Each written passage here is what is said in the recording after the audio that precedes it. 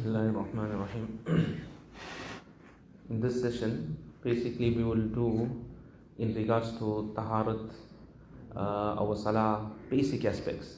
And many a time, if we really have to analyze and we really have to look into it, we will find that sometimes our Tahaarat is not in order, or Salaah, we don't know the Masaa'il of Salaah. Mufti Saheb rahmatullahi was a grand Mufti of Pakistan, and great work of deen Mufti Saheb rahmatullahi had done. He has written the tafsir, Ma'arif al-Quran, which perhaps every alim uses, Ma'arif al-Quran. And he has written many kitabs on fiqh also. But he says after 60 years of serving in Fatawa, he says still the Masaa'il of Salaah I don't know all. I also have to refer to the kitabs, I have to go back to the kitabs, and I also have to check. So these Masaa'il that we will study, inshallah we will also benefit. Those that are listening, they will also benefit from here. So it will be Tahaarat, Salaah, and then we'll go on to Zakat.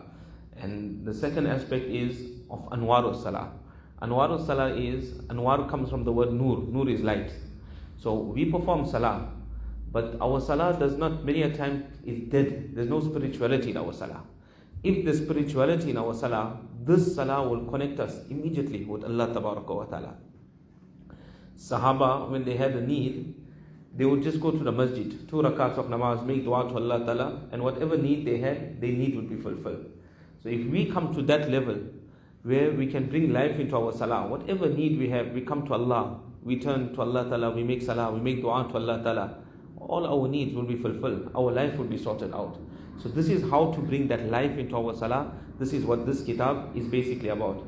Normally this kitab, as I mentioned, normally takes about a month. We normally explain various aspects of this kitab, but here we will just do a very basic translation of the kitab. And even if we do the basic translation, if we understand the subject matter, we understand what is being said to us, inshallah this will help us to some extent to bring life, to bring ruh into our salah.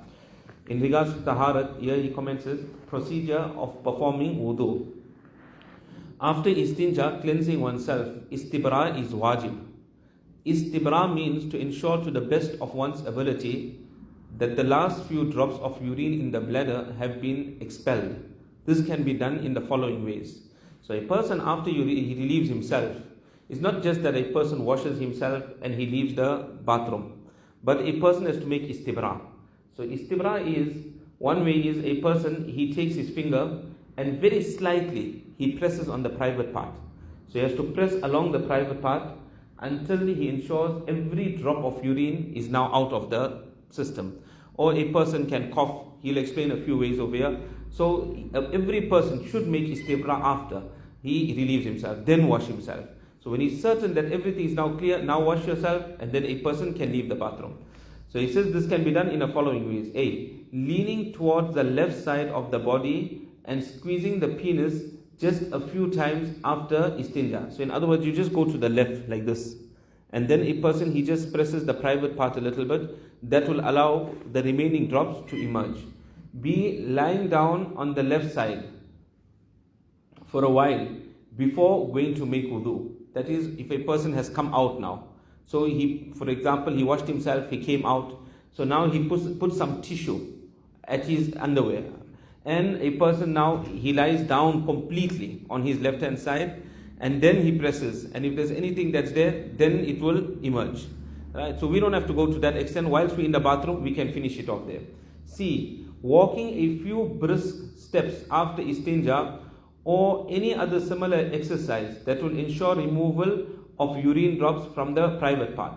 If a person, many people, they suffer from these thoughts that has a urine drop come out, has a urine drop not come out. So many a times a person, he's confused, he doesn't know. So he's in doubt all the time. So a person, he should just put some tissue at the underwear, he should wash himself, put the tissue, and then come out, just walk a little bit for about few minutes, 2-3 minutes, take a walk. And after that, go back to the bathroom. Again, do the istibra. Again, a person, press the private part. And then wash yourself. If nothing has emerged, it is clear. Now you can go and you can make your wudu.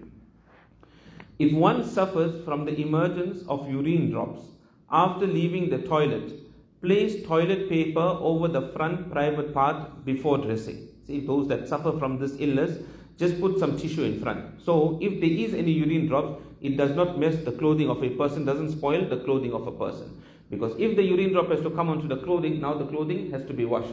So you put the toilet paper. Thereafter, when one is satisfied that the dripping is stopped, remove the toilet paper. Placing toilet paper will protect the clothes from becoming soiled and impure. If even a single drop comes out after making wudu, the wudu will break, resulting in the salah becoming invalid. If a person, he didn't make istibra, he just washed himself, and now he came, he made his wudu, he commenced salah. While salah, if even one drop of urine has to come out, finish, your wudu is broken. So when the wudu is broken, your salah is invalid. So a person has to now do the entire procedure again. Go back for istibra, now wash the clothing, make wudu again, come back again and perform your salah. So a person should be careful that he does the istibra properly one time, so he doesn't have to go through all this again. Istibra will have to be made first, and thereafter wudu for salah, even if one has to miss jamaat. So if a person, for example, he's getting late for salah, so he says, no, let me just leave the istibra out. I'll quickly make wudu and read my namaz. So then also, if he rushes and he comes, he might mess himself.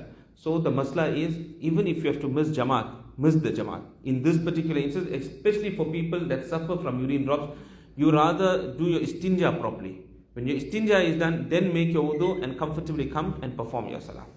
It is futile to rush for jamaat without making istibra, and a drop or two emerges during the salah. The salah will have to be repeated. The method now he explained of making wudu. Number one, make intention. Although in the Hanafi mazhab, it is not a condition that you have to make intention of wudu for the validity of wudu. But a person, he won't get the thawab. If you leave out the intention, your wudu will be valid, but a person won't get the thawab of making wudu. And in the Shafi madhab, it is a condition for the validity of wudu that a person has to make intention of wudu.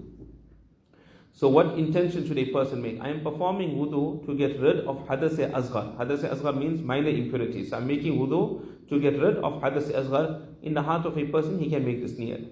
Thereafter recite the following dua. Bismillah walhamdulillah. Bismillah walhamdulillah. I begin in the name of Allah, and all praises are due to Allah Ta'ala. Number 3, wash both the hands up to the wrist. Right? So this is the sunnat of wudu now, that we wash our hands up to the wrist.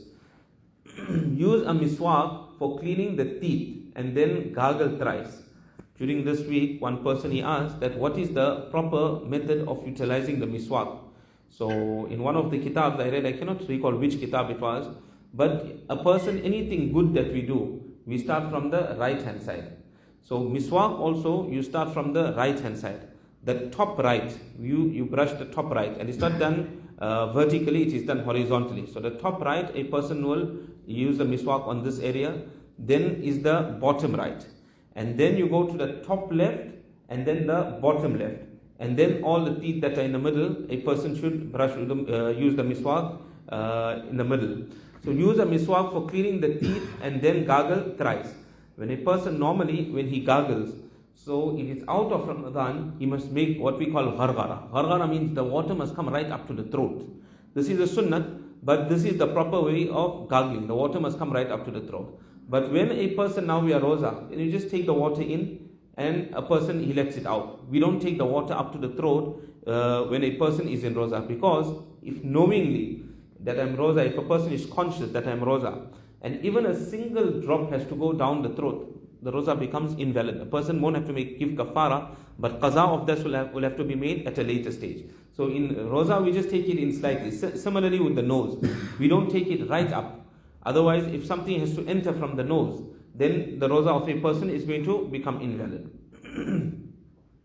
Thereafter, take water up to the nostrils thrice with the right hand, and clean the nose with the left hand.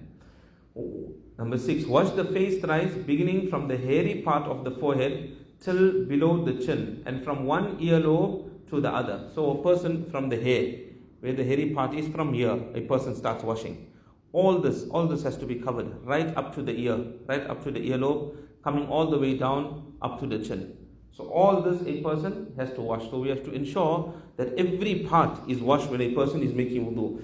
If one part even has to remain dry, say the area by the earlobe, this part, one portion of the skin is left dry here, the wudu of a person is not complete. And if wudu is not complete, your salah is not complete. So a person has to ensure that every part is washed properly. So from the top right up to the chin, and from one earlobe to the other earlobe, all this must be washed. Number 7, make khilal of the beard. For a person that has a beard, so there are different ways, but the one way is a person, he takes water in his hand and he goes up this way, making khilal. So you take the water in your hand, and this way a person, he will make khilal of the beard. Number 8, wash the right hand including the elbow thrice, followed by the left hand. Then make khilal of the fingers. So a person, now when he's washing his hand, so he must ensure that the hand also, all this area that is in the back, normally there's a lot of negligence in regards to this part of the elbow. So the elbow must be washed thoroughly. The elbow, and another place where there's a lot of negligence when it comes to the heel. So the heel, when we're washing the feet, at the back the heel sometimes it is left out. We don't completely wash the heel properly. So the heel also must be washed properly, and the elbow also, a person should ensure that it is washed properly. And then a person, he makes khilal of the fingers. Khilal of the fingers is done in this way. Right? So a person, he makes khilal of the fingers. Thereafter, wet the hands and pass them over the head, ears and nape once. This is known as masa. So after a person finishes the khilal of the fingers, now we go to the next stage, which is masa. So we take water in our hand and we drop the water. Now the entire hand of a person is wet. So when the hand is wet, now we use these 3 fingers. Right? 3 fingers, we start from the front. Okay. From here, we go all the way to the back. We go all the way to the back. So the water that was on these 3 fingers, that water is now used. Right? We went from the front, we went all the way to the back.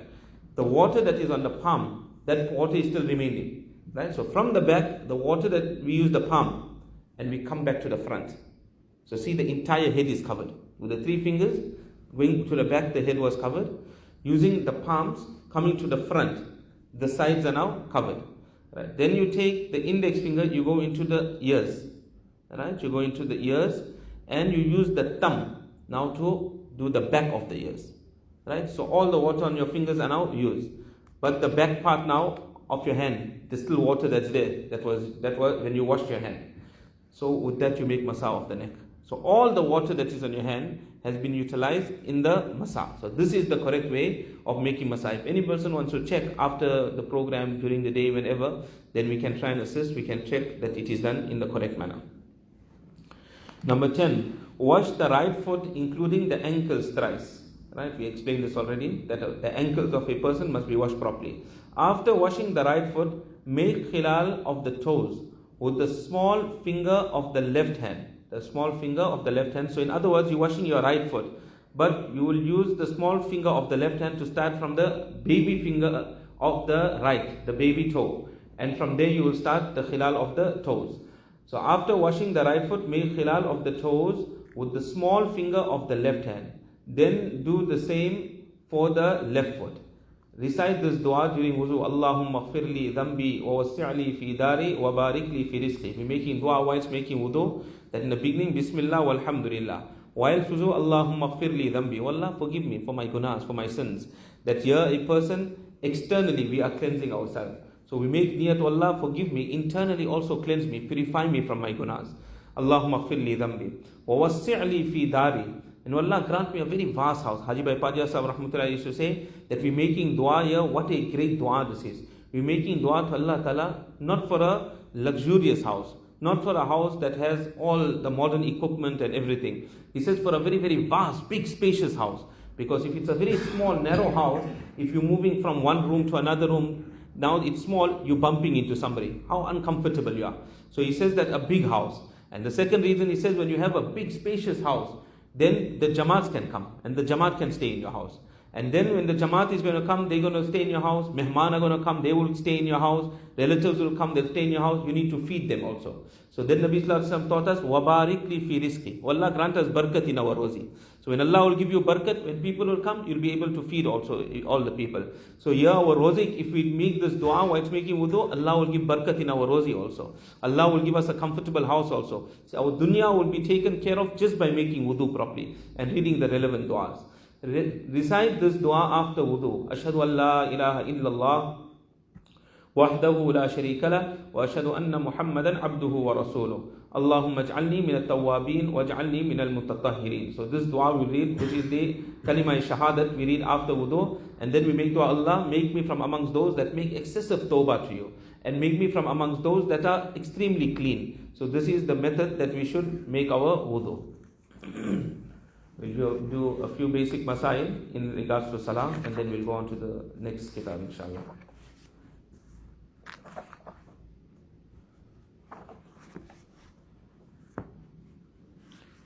Bismillahir Rahmanir Rahim. Here he basically starts off the mentioning some of the virtues of salah, that what a great ibadat salah is.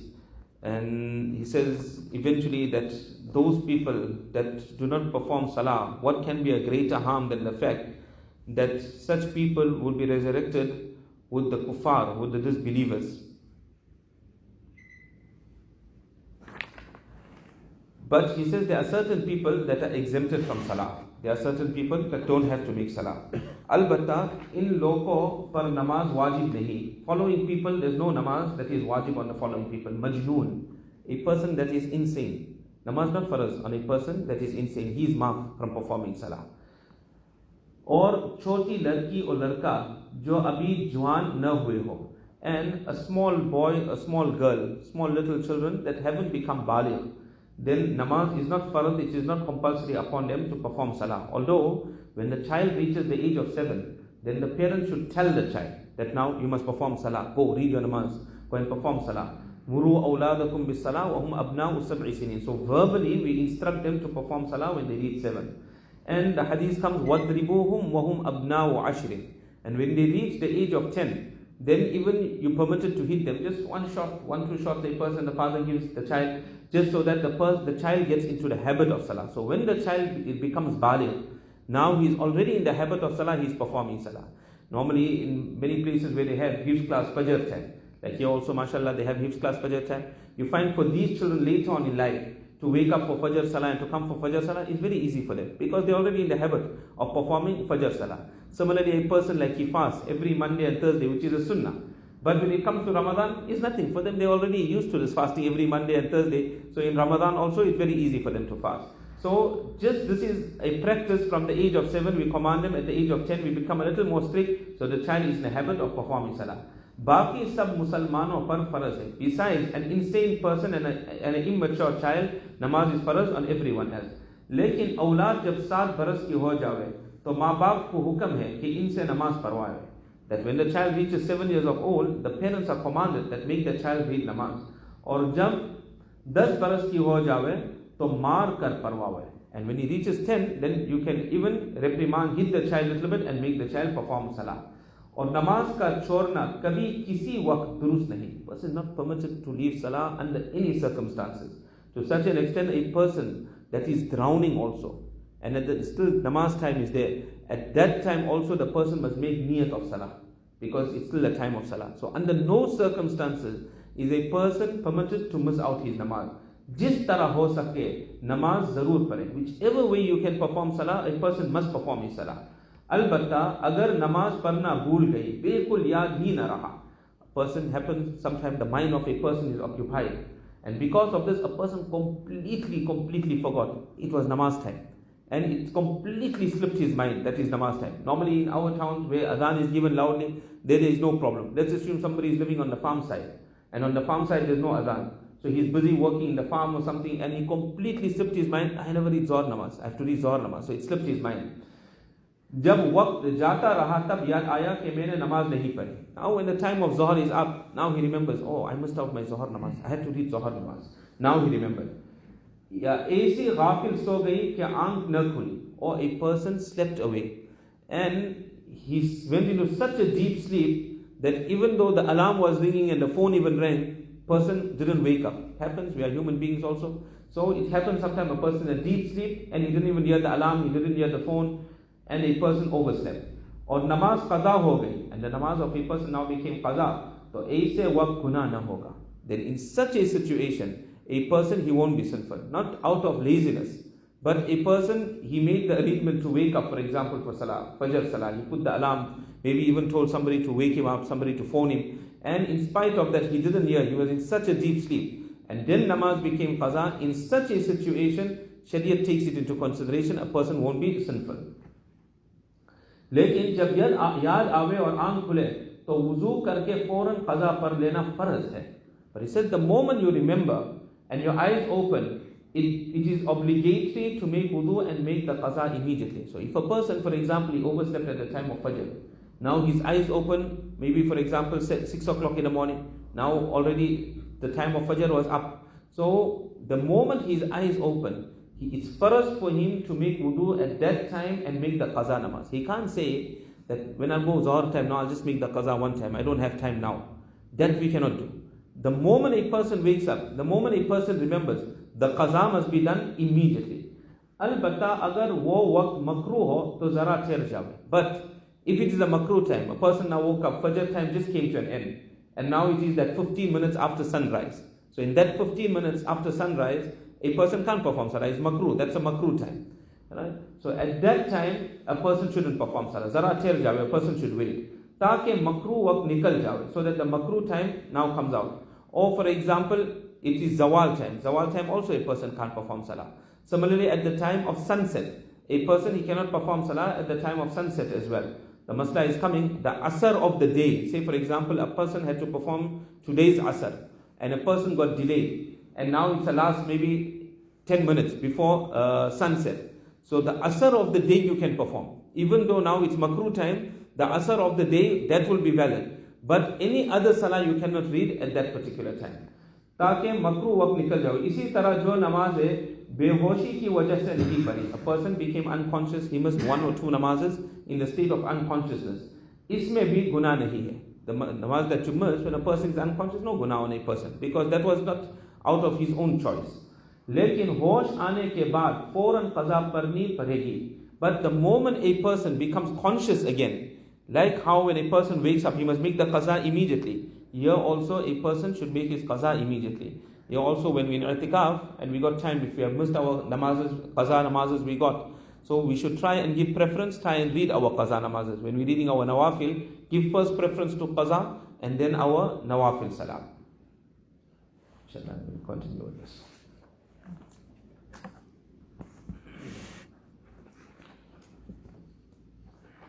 Bismillahir Rahmanir Rahim.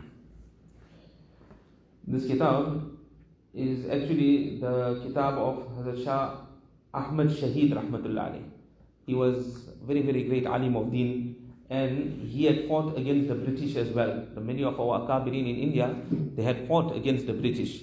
In 1857, when the British came to India, they oppressed many of our ulama, and Hazrat Gangoi Rahmatullah alayhi also, it's mentioned that Gangoi Rahmatullah had weapons also at that time. And they had set up magistrate courts all over in India. And they got information once that Mullah Gangoi Rahmatullah alayhi has got weapons. So one day they summoned him, they caught him and they brought him to the court. So they asked Mullah Gangoi Rahmatullah alayhi, they say, we heard that you have weapons. So Hazrat Gangoi Rahmatullah alayhi, he didn't want to speak a lie. And at the same time, he didn't want to disclose to them that he has weapons. So Hazrat used to always read the tasbih. So he said, mere paas hai, ye hamara hatyar hai. He said, there's my weapon here. In other words, the zikr of Allah Ta'ala is your weapon against shaitan, protects you from shaitan. وَمَن يَعْشُ عَنْ ذِكْرِ الرَّحْمَنِ, Quran says that person, that he turns, وَمَن يَعْشُ عَنْ ذِكْرِ, he is negligent from the zikr of Allah Tabaraka wa Ta'ala. نُقَيِّدْ لَهُ شَيْطَانًا, then we will appoint a shaitan for that person, and he becomes فَهُوَ لَهُ قَرِينٌ, he becomes the companion of that person. So in other words, if you make the zikr of Allah, shaitan won't have authority, he won't get the upper hand over such a person. So he said, ye hamara hatyar hai. So Hazrat Gangoi Rahmatullah also they called. They were also looking for Mullah Qasim Sahib Nanotwi Rahmatullah alayhi. And Mullah Qasim Sahib Nanotwi Rahmatullah alayhi, our akabirin see the benefit of simplicity. And secondly, they never took photos. So the photos nobody had. Otherwise, if the photos were available, everybody would have known. Mullah Qasim Sahib Nanotwi Rahmatullah looks like this. But nobody had their photos, so they never took photography. So look at the benefit, no photography. And secondly, the benefit of simplicity. They were so simple, so simple. Just one lungi, one kurta. Qari Siddiq Sahib Banwi Rahmatullah Alayhi, when he used to make safar, Hazrat Qari Sahib in one packet, just a packet, like how we carry the supermarket packet, in there one kurta, one lungi, finish. They're traveling overseas with that. We traveling overseas, one week packing. But for them, just one packet, put the kurta inside and they're gone. But it's written in the kitabs, Allah ne aisa rob ata farmaya, jo salatin ko bhi nahi ata farmaya. Allah put so much of awe in the hearts of people for them, that Allah Ta'ala didn't give that to kings also. So the more we come down, the more simplicity we bring in our life, the more Allah will raise us. Allah will take it. But that shouldn't be our niyyat. Our niyyat should be for the pleasure of Allah. So when they're looking for Mawlana Qasim Sahib Nanoti Rahmatullah Alayhi, so they heard he's in the masjid, so they came to the masjid. So when they came to the masjid, really, Mawlana Qasim Sahib Nanoti Rahmatullah Alayhi was there. So the police, they caught him. So they told him, now they're looking at him, they say, but this man is such a simple man. How can this be Mawlana Qasim Sahib? So they asked him, they say, we're looking for Mawlana Qasim Sahib Nanoti Rahmatullah Alayhi. Mawlana Qasim Nanotwi. So what he did, he didn't want to speak a lie. And he didn't want to disclose to them who he is. So he took one step. He moved one step to the other side. And he said, just now he was here. Just now. So in other words, he moved now. He was there just now. So they looked at him. They say, can't be, man. Look at this man. And he's so simple. They left him and they went away. Shaykhul Hind Rahmatullah Alayhi, they took him to Malta. And what oppression, what difficulty he used to go through Malta. They used to whoop him also. And Shaykhul Hind Rahmatullah Alayhi, on the day of Jummah, they had so much of love for deen. On the day of Jummah, he used to dress. He knew he couldn't go out of the prison. But he used to dress, he used to get ready for Jummah, the azmat of the day of Jummah. And he used to come to the gates of the prison. He used to walk right up to the gate. And he used to say, Ya Allah, this is my choice. I can come up to this point. I can't go further than this. So, Ya Allah, I have done what is within my choice. When it came to Ramadan, Shaykhul Hind Rahmatullah wasn't Hafiz of the Quran. Today, we don't know the value of Hufaz, the value of Quran, because we have so much in our country. But really, what is the value of a Hafiz of the Quran? So great. So, there was no Hafiz of the Quran. So, his student, Maulana Hussain Ahmad Madni Rahmatullah Alayhi. Maulana Madni Rahmatullah Alayhi, Shaykhul Hind was his Ustad. So, he said, if my Ustad is going to prison, I'm also going with my Ustad. So, he went with his Ustad into prison. And he stayed with Shaykhul Hind Rahmatullah Alayhi. And in the morning, there was no hot water. In the prison, where are you going to get hot water? So he knew that it's cold and there's no hot water. So what he used to do is to take water and he used to put it in the lota. And that lota, Maulana Madni Rahmatullah Alayhi used to put on his tummy. And he used to sleep, put it next to his tummy the whole night. So at the morning, where can that really warm the water? But it will be a little warmer than the normal cold water from the tap. So my Ustad in the morning, he can make wudu with that warm water. Little warm. And he used to give his Ustad that water in the morning. He used to say, Ya Hazrat, make wudu with this. So when Ramadan came, no Hafiz. Maulana Madni was also not Hafiz. Shaykhul Hind Rahmatullah also was not Hafiz. So one day Shaykhul Hind, he was very, very depressed. Hazrat asked him, what's wrong? Why are you like this? Did the British hit you? He said, no, they didn't hit me. He said, what's the problem? He said, Hussain Ahmad, Ramadan has come. Nobody is a Hafiz. You're not Hafiz, I'm not Hafiz. How can we spend Ramadan without Quran Sharif? So he told Ustad, don't worry. You don't worry. Every day he started learning Quran Sharif. And in the day he used to make hifz of one para of the Quran. In the night he used to read in Taraweeh. And in 30 days he became Hafiz of the Quran Sharif. See the barakat of Akabirin. Allah Ta'ala takes a person very fine life. So our Akabirin, they went through a lot against the British. Today also in India they're going through difficult times. Allah Ta'ala make it easy for them. We have to make a lot of dua for the Muslims wherever they're going through difficulty in the world. So Shah Ahmad Shaheed Rahmatullah Alayhi, he also went through great difficulty. So, and then finally he was made Shaheed. That is why he's got the title of Shaheed. He was martyred in the path of Allah Ta'ala. So here he says that suluk wa tasawwuf or zikr wa shughal ke tariq ko ikhtiyar karne ka maqsad Allah ki raza ke liye nisbat batini ka husul hai. He said the objective, suluk means to walk. Suluk means to walk. The person that walks, you call him a salik. So in other words, we're walking this path to Allah Ta'ala. We all want Allah Ta'ala. That is why we're here. And we are walking this path to reach Allah Ta'ala. That is a salik. So he said the objective of walking this path and tasawwuf. Tasawwuf actually comes from the word suf. Suf means wool. The buzruks of the past, they had no time to worry about the outside. I'm wearing this type of clothing, this type of shoes, this type of topi. No, nothing worry. They had no worry for all this. So they used to wear clothes of wool. And they gave their lives in the ibadat of Allah Ta'ala. They made so much of ibadat of Allah Ta'ala. So he says that the objective of this suluk and this tasawwuf or shughal is your spiritual exercises, the zikr that you read, the wazaif that you read. Why we do all this? Why we treading this path? Why we do all this tasawwuf? He said का मकसद अल्लाह ताला की रजा के लिए निस्बत बातिनी का हुसूल है, for the pleasure of Allah, to gain that connection with Allah Ta'ala, to gain that internal connection with Allah Tabaraka wa Ta'ala. There was a time in Darul Deoband where every person from the most senior ustad right up to the person that was a guard at the door, everybody was Sahib and Nisbat. They had that connection with Allah Ta'ala, obedience of Allah Ta'ala, staying away from the disobedience of Allah. This they had. So this is the objective why we go through this course. This zikr that we're making every morning, every evening, what is the objective of all this? That we reach Allah Ta'ala. Some ulama have explained that what is tasawwuf? Ma'lumat ko ma'mulat banana. Ma'lumat. We got a lot of knowledge. We all went maktab, we went to madrasa, so many things we know. But do we act on this? We don't act on it. So tasawwuf is ma'lumat, all that you learn in madrasa or from maktab days, ulama, for them so much more. They went and studied big kitabs, but they don't practice on it. So that ma'lumat, you have to now put it into practice. This is what tasawwuf is all about, which Maulana Gangohi Rahmatullahi alayhi said. Maulana Gangohi Rahmatullahi was a very, very great alim. He was an ocean of knowledge, Maulana Gangohi Rahmatullahi. And he had no need to go to anyone else. And he said, I'm so busy, I don't have time to go by anyone else also. But then they kept hearing about Haji Imdadullah Sahab Muhajir Makki Rahmatullahi. Haji Sahab was not an alim also. He was not an alim. And then finally he heard that everybody is going there. Maulana Thanvi Rahmatullahi, that's his sheikh. So many ulama are going by Haji Sahab Rahmatullahi. So he said, let me also go by Haji Sahab Rahmatullahi. When he went by Haji Sahab Rahmatullahi and stayed in the company of Haji Sahab Rahmatullahi, he said that how to make the pudding, that we learn in the kitabs. The theory, how to make it, that we learn in the kitab. How to make the sweetmeats, we learn in the kitab. But the taste of it, we got here by Haji Sahab Rahmatullahi. When we came here, they brought us onto amal. Now that is what tasawwuf. You go and give yourself over to a sheikh and you follow the guidance of that sheikh, then see how deen will come into the life of a person. One is to have the knowledge of deen. One is to have just the knowledge. Where today many people go on the internet also to attain the knowledge, and many times they get the wrong understanding of deen from there. So to get the knowledge of deen, that is something else. And to get deen in your life, that is something else altogether.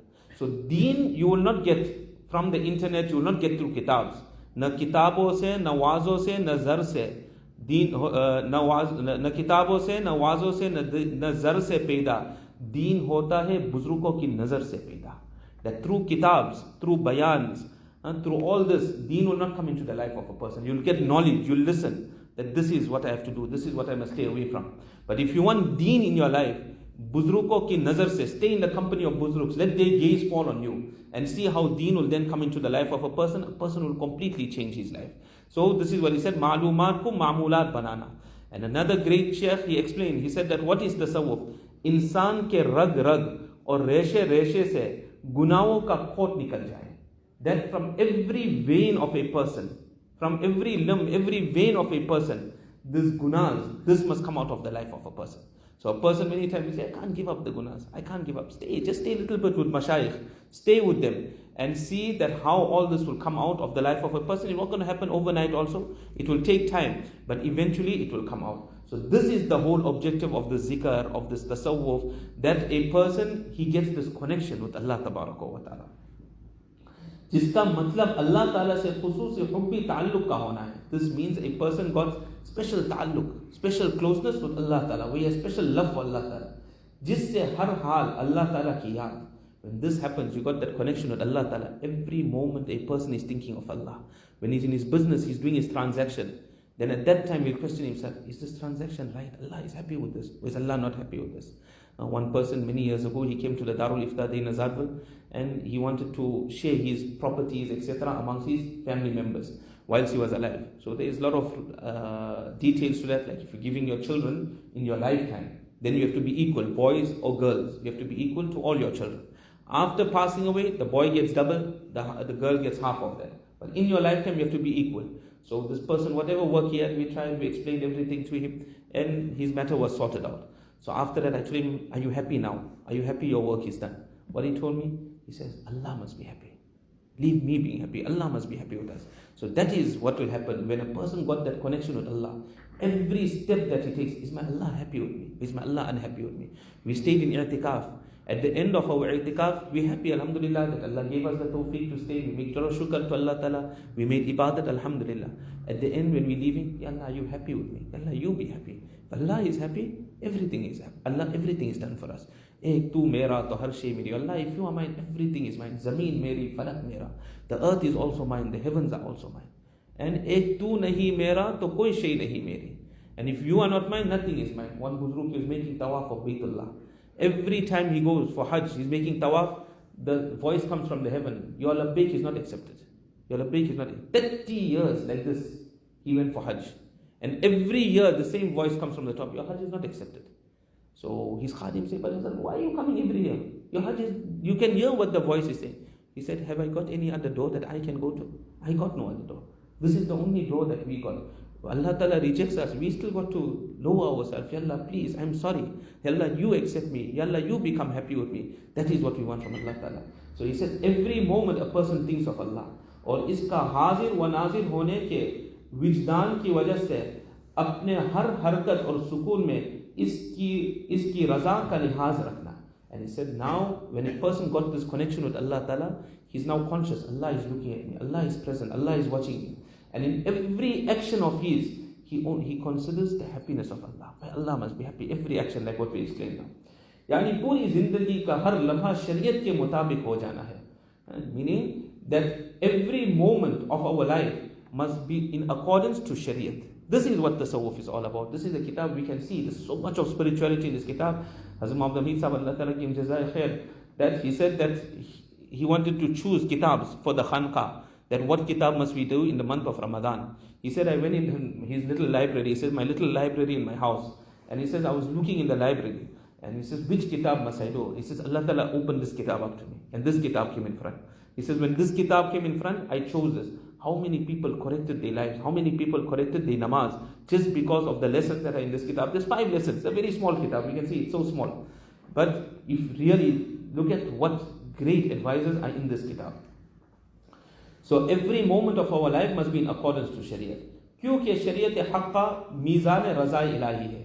Because the Shariat is actually the scale of the happiness of Allah. A person wants to know whether Allah Ta'ala is happy with him or not. One way of determining this is see how much you act on Shariat. If you're acting on Shariat, that is an indication Allah is happy with you. And we have hope, inshallah, Allah is happy with a person because he's getting the tawfiq of acting on Shariat. And where a person, he moves away from Shariat, the laws of Shariat he moves away from, then now that's the indication that he's moving away from the happiness of Allah Tabaraka wa Ta'ala. मुख्तसर ये निस्बत का मतलब दवाम ज़िक्र और दवाम ताअत है. He says in short that the meaning of nisbat, having connection with Allah, is that all the time a person is in the remembrance of Allah Ta'ala and is always in the obedience of Allah. और तमाम ताआत में सबसे मुहतम बिशान ताअत नमाज है. He said from all the forms of obedience of Allah Tabaraka wa Ta'ala, the most important form of obedience of Allah Tabaraka wa Ta'ala, it is your namaz. That are we reading namaz or not reading our namaz? This is the most important form of the obedience. That's why Umar radiallahu ta'ala, when he used to send out his khulafa to the various countries, the various governors, what he used to tell them? The most important matter to me is your namaz.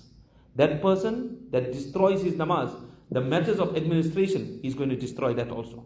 So I'm worried about your namaz. The most important, he's saying here also, is the namaz of a person. Jiska athar tamam buraiyon se bachana. The effect of this namaz is that it will protect a person from all sins. If namaz comes right, the entire life of a person is going to come right. One sahabi, he used to read namaz, but he used to steal. So when Nabi Sallallahu Alaihi Wasallam was informed that he's stealing, but he's reading namaz, Nabi Sallallahu Alaihi Wasallam leave him. He said, leave him. He said that very soon this namaz is going to have an effect, he'll stop stealing. So whatever guna a person is, if he's punctual it is namaz, but he reads a proper namaz, eventually it will have such an effect on the life of a person that it will protect him from gunas. और जिंदगी के हर शोबा को इबादत बना देना है. And this will make every department of the life of a person into ibadat. जिसकी तफसील कुरान व हदीस में आई है, and the explanation, the details of this have been mentioned in the Quran and Hadith. इसलिए रोज़ महशर में सबसे अव्वल नमाज का हिसाब होगा. That is why, because namaz is so important on the day of Qiyamah, Allah Ta'ala is going to question us first in regards to our namaz on the day of Qiyamah. And if namaz is in order, inshallah, the rest also will be in order. So just namaz, bring this one aspect into our life, correct this one aspect, our whole life will be sorted out. नमाज के फ़ज़ाइल और अहमियत उलमा और मशाइख हमेशा से तहरीर फरमाते चले आए हैं. In regards to the virtues of namaz, the importance of namaz, the ulama, the mashayikh, they've always explained this. So many kitabs have been written in regards to the virtues of namaz, the Masaa'il of namaz. और इसमें हमारे हज़रत शेख रहमतुल्लाह अलैह का भी एक रिसाला फ़ज़ाइल नमाज बहुत ही मुबारक और मुअस्सिर है. And he writes over here that the booklet of Sheikh Rahmatullah Alayhi in Fazail Amal, Fazail Namaz is there. So he said that the booklet Fazail Namaz of Sheikh Rahmatullah Alayhi is a very, very mubarak, very, very mubarak booklet, and it is a very, very effective booklet as well. So if this one kitab of Sheikh Rahmatullah, this kitab also, how many people, they have changed their life. They have changed their life just by reading Fazail Amal. People, they were told, read Fazail Amal. They read Fazail Amal, they changed their life. That many a time the Wazir also he mentioned, he says that look at the effect in every word of Fazail Amal and how Allah Ta'ala has accepted the work of the Shaykh Rahmatullah Alayhi throughout the four corners of the world. That after Quran Sharif, the most read kitab in the world is Fazail Amal. Everywhere, translated in so many languages. So great effect in the words of our Buzurgs and Akabirin. और नमाज के ज़ाहिरी मसाइल कुतुब और फ़िक़्ह में दर्ज है. And the outward masail of namaz, this is written in the kitabs of fiqh, like we're doing here now in Beshti Zewar, we just done the masail of namaz. This is written in the kitabs of fiqh. और मुख्तसर तौर पर उर्दू में रिसाला तालीम उल इस्लाम और बेश्ती ज़ेवर में तमाम ज़रूरी मसाइल का बयान है. He says that in the kitab तालीम उल इस्लाम बेश्ती ज़ेवर, the necessary masail, you will find it there. लेकिन कुरान और सुन्नत में इसकी भी वदाहत है. But it is mentioned in the Quran, in the Hadith, कि नमाज के तमाम फ़ज़ाइल और ज़िंदगी पर इसका असर हकीकी नमाज यानी बारूह खुशू और खुजू वाली नमाज से हासिल होता है. He said, but all these virtues that have been mentioned in the Quran, in the Hadith, for performing Salah, and namaz having an effect on the life of a person, when will this come? He says, this will come when a person performs a Salah of khushu and khudu. I'll explain these terms inshallah when we get a chance tomorrow, whenever. What is khushu and what is khudu? For now, just understand concentration and devotion. So if there is concentration and devotion in the life of a person, in the salah of a person, then the virtues of namaz is for that person. And that is the person upon whom namaz will have an effect, and it will protect a person from sins. Inshallah, we'll continue from there tomorrow. Allah Ta'ala give us tawfiq, inshallah. Subhanallah.